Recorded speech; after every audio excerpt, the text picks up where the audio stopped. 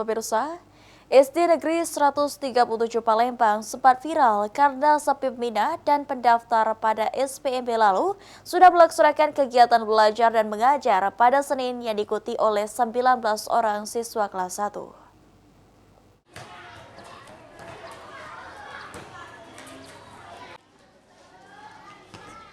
Mulai tanggal 14 Juli, seluruh sekolah di Sumatera Selatan mulai dari tingkat SD, SMP hingga SMA telah memasuki hari pertama pada tahun ajaran baru 2025-2026. Termasuk SD Negeri 137 Palembang yang sepi peminat pada SPMB lalu.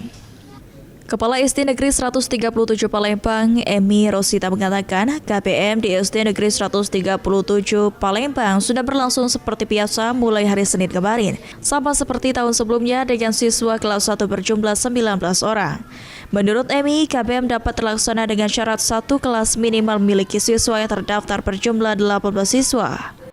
Untuk 1 minggu pertama, siswa kelas 1 hanya diberikan materi-materi ringan seperti perhitungan dasar, literasi, dan permainan. Hal itu untuk membuat siswa cepat beradaptasi dengan lingkungan baru, sementara kelas lainnya langsung diberikan materi sesuai buku panduan. Ya, alhamdulillah sudah berjalan seperti biasa. Untuk jumlah siswanya Bu, kan 17 nih. Sekarang ada pertambahan nggak Bu? Udah, alhamdulillah bertambah. Sekarang jumlah siswa kita 19 orang. Berarti jumlah sekarang siswa 19 orang Bu ya? Artinya berarti mulai kemarin sudah mulai belajar Bu ya? Sudah mulai belajar. Mungkin Bu sedikit Bu, untuk kelas satunya karena ini kan masih baru nih, materinya apa aja Bu? Ya, kalau materi untuk anak kelas 1, setidaknya kita buat anak itu gembira dulu lah.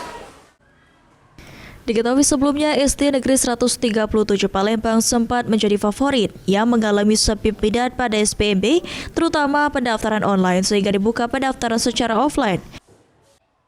Ilham Wahyudi, PAL TV.